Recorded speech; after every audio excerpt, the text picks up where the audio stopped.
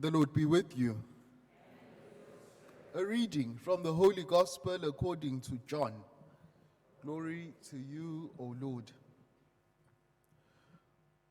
When Judas had gone out from the upper room, Jesus said, "Now is the Son of Man glorified, and in him God is glorified.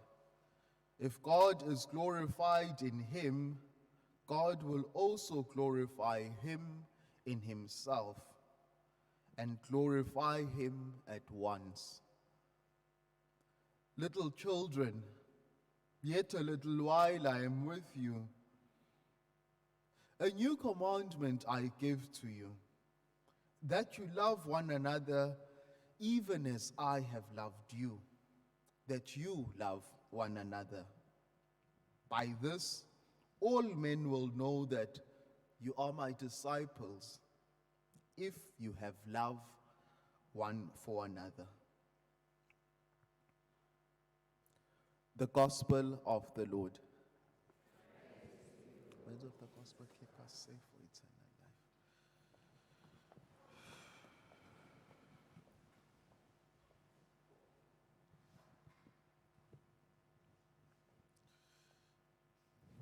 In today's liturgy of the Word, it sort of goes on the theme of newness, things that are starting anew. In our first reading, we meet Saul and Barnabas who are going out and preaching to all these new communities. We see the church not coming to newness, but being born. We see new members of the church joining it. Men and women from all walks of life are now forming this new kingdom of God. They are coming into conversion. And probably the greatest thing about this is that this is no longer a message for the Jewish nation.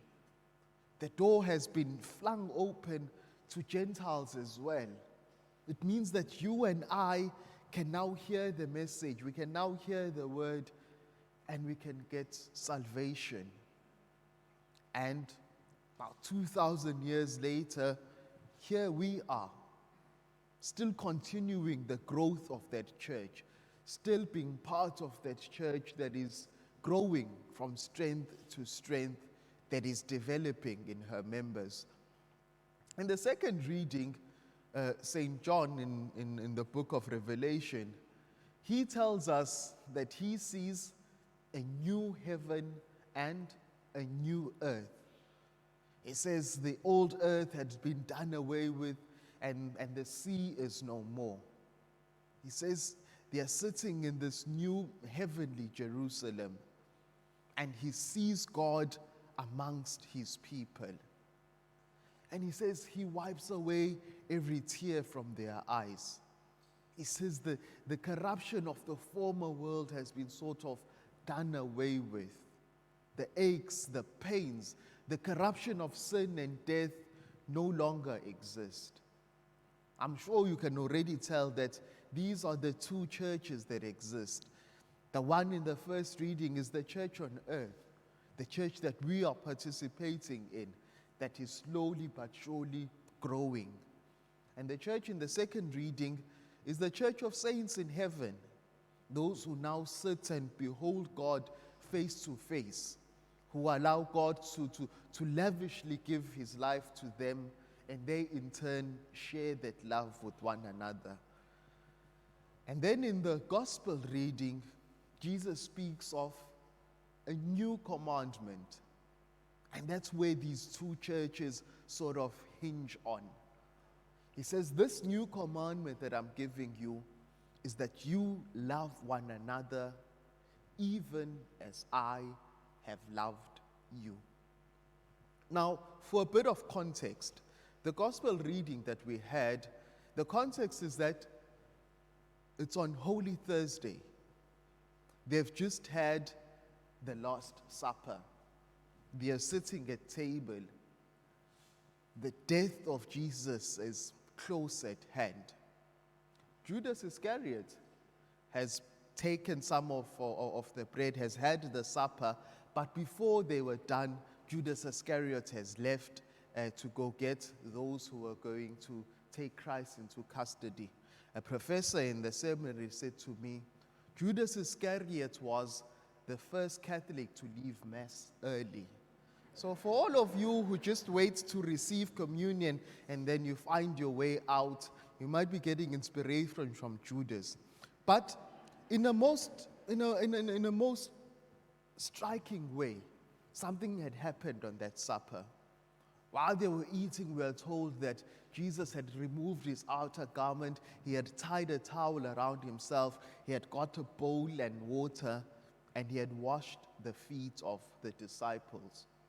One by one, he had washed them. He gets to Peter. Peter, being Peter, sort of has an argument with him, but eventually they all get their feet washed by Jesus.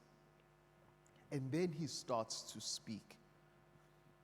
It's as if, think of it like this, a parent on their dying bed sort of giving their last instructions to the children who are there. It's not something that they took lightly. That conversation that they had, even the wording of Jesus, he says to them, little children. He says, if ever you're going to effect change out there, if ever you are going to be recognized as my disciples, you have got to have love for one another. He says this is a new commandment. Remember that in the Old Testament, the commandment was, you shall love the Lord your God as you love yourself, and you shall love your neighbor as you love yourself. Jesus had been around and he saw that maybe we ourselves don't love ourselves that much. He says, scrap that. I want you to love as I have loved. I want you to take the example of love from the things that I have done. And that is difficult because the love of Christ ends up there. Because if we are going to love like Jesus, it means that we might just end up like him. And he says it's a commandment. He doesn't say, I strongly suggest, or I think it would be a good idea if you love each other. As far as my English leads me, a commandment you can't really go around. It's something that you have got to do. So here it is, plain English. If you're going to be a Christian, you have got to love. There's no other way around it. Christians, by their nature, have got to be loving people. And that's not easy. That's not easy, I know. There are some people that we prefer to other people. There are some people who have hurt us badly. But we have got to love. We have got to love even those very people. And we don't love because of, we love in spite of. I'm sure you remember the story of the monk and the scorpion. It said one day that a monk is walking on the seashore and he sees a scorpion that was being taken away by the wave into the ocean. And he reaches out his hand and he tries to get the scorpion out. And it stings him. And naturally so, he lets go of it. He looks at his hurting hand, but he stretches out again and he grabs it. And again it stings him. And he lets it go into the water. Now, don't try this at home. Don't go around grabbing scorpions. But he goes in a third time, trying to save the scorpion from the ocean. And again, it stings him.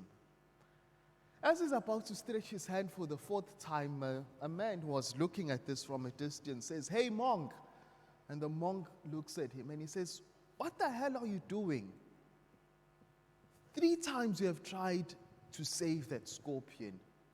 3 times you have tried to preserve its life, but it has stung you 3 times. Why are you still going on with it?"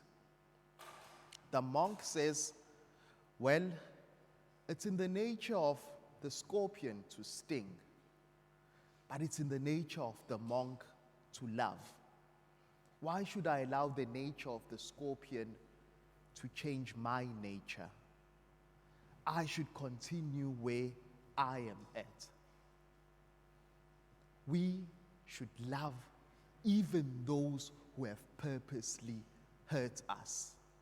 And that's where the difficulty comes in. That we love even those who purposely do not wish us well.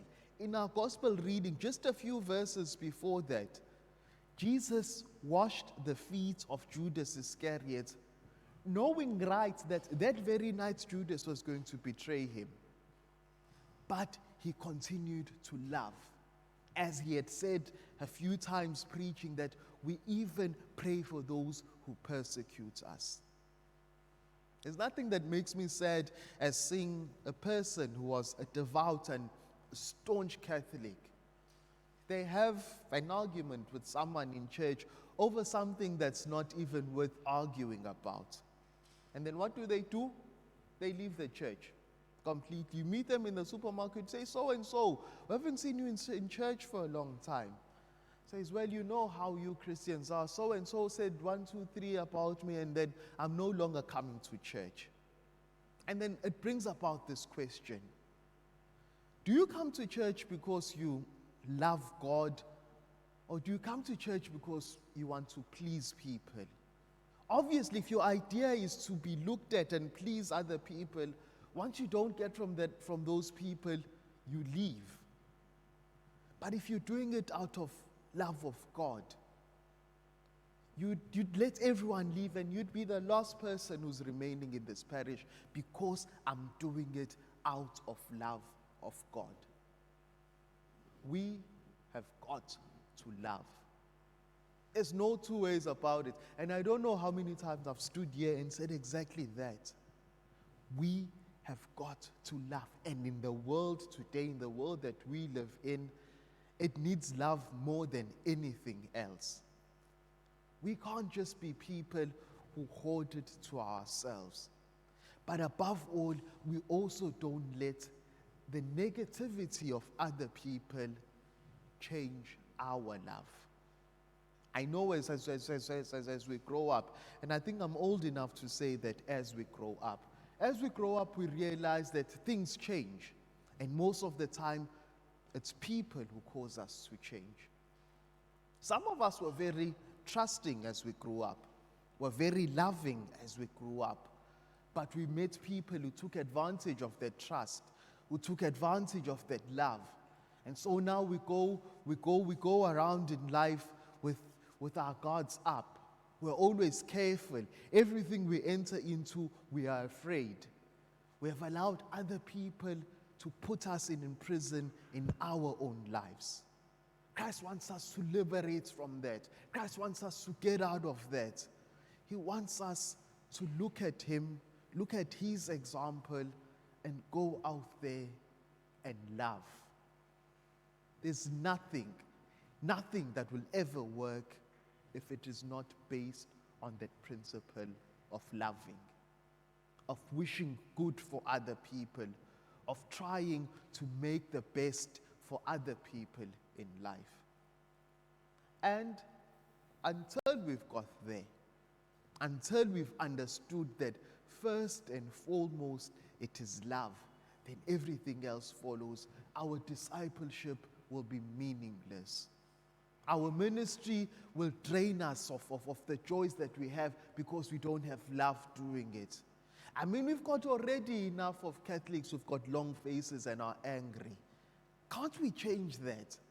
Can't we be a different breed? Joyful people, happy people, loving people. Let's not allow things that are not of God to change what is of God within us. Don't leave the church because you entered into an argument with someone. For me, maybe someone will explain it to me one day, it will make sense. It just doesn't make sense. At home, I make this example every time. At home, if you fight with your cousin, Do you wake up the next morning and pack your bags and say, I don't belong to this family anymore? No. You speak with them, maybe even fight with them. And I'm not encouraging you to fight, but you have to get it over with, and life has got to continue. Think about this. Your love, the love that you have, does it reflect the love of Christ? Does it show that you are a Christian? Because that's the only way of being seen that you're a Christian. It's by your ability to love. How much do you love? How much really do you spend of your time not doing anything else, but simply loving?